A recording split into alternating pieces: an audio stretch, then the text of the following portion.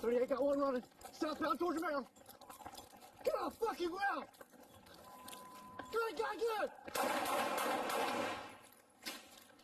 Get on the fucking ground!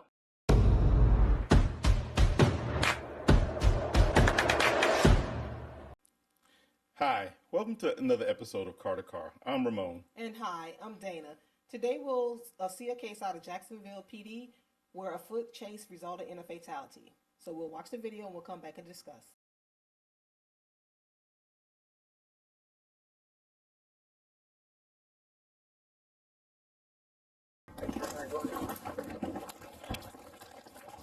Move! I got 438, got one running. Southbound towards the mound. Get on the fucking ground! Good, guy, good! Get on the fucking ground! I got 438, shots fired. Stay on the ground! Get on the fucking ground!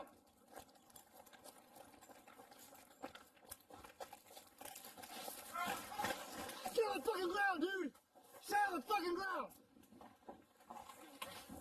Suspect's fleeing south, going across the middle. Guns on the ground.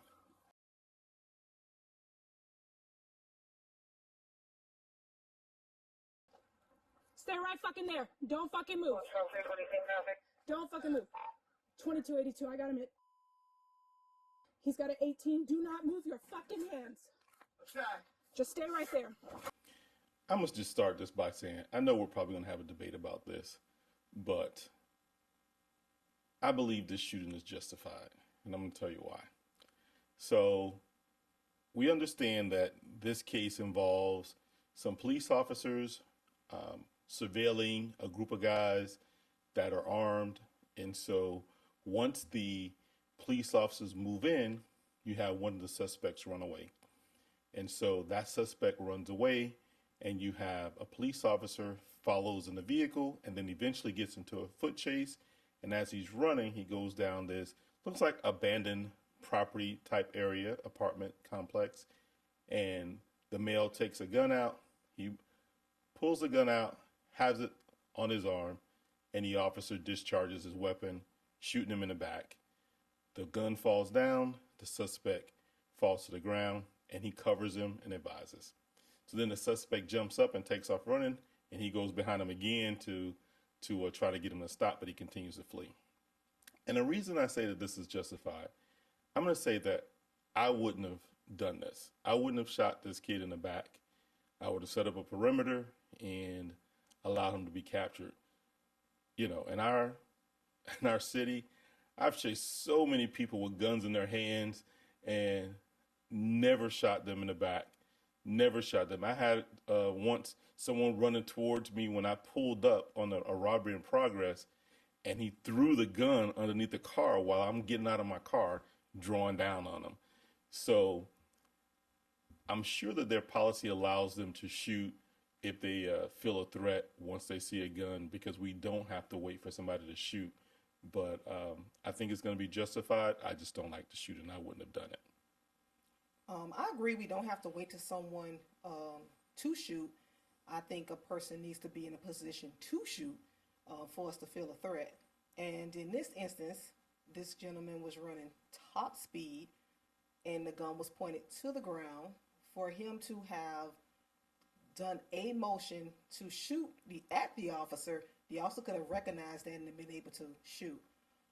But if you're that afraid of a gun that's pointed down, why don't you stop prior to you shooting him in the back? Because you stopped after you shot him in the back. You did not continue to chase him.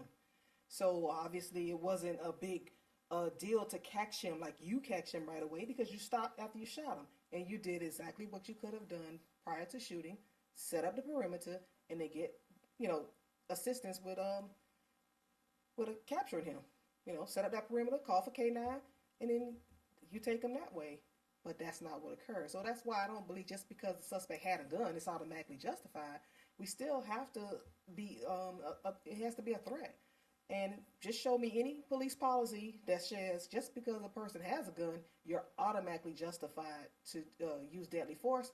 And I don't think one exists. So I think there was still some other actions that could have been taken before deadly force was used in this case. Listen, I'm not debating that. I agree. I think that there's probably no policy that says it, but how these policies are written, they allude to the justification of it. You know, there was a situation that I remember where someone was chasing an offender, and they were running with a gun in their hand, and they put their hand back, and they were able to shoot the officer by putting their hand over their head and shooting back, and that's just running like this. You know what I'm saying? So there is, in fact, I believe, a threat that's there, but like you said, you could have stopped. You could have got into a different direction of, not directly behind the person, use cover, slow down, running a little bit. There's a lot of different things you could have done. I remember when I first came on, there was a supervisor, it was actually my supervisor, and they said, hey, if your supervisor takes his gun out, duck. Because at that point, I think he had shot maybe 6 or 7 people.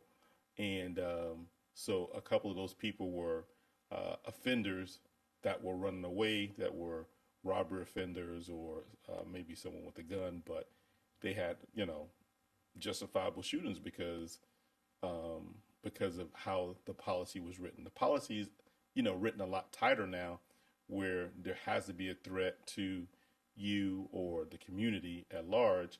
And so, but I just how these policies are written as well. And this gentleman had a gun, and they surveilled, and they knew for a fact, and then having the gun there, I think it's going to be justified. Like I said, I just personally would not have discharged my weapon, because I've been in this situation several times.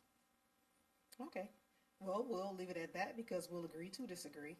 And be safe out there. So with that, thank you for watching another episode of Car to Car Podcast. Please be sure to like, share, and subscribe. Until next time.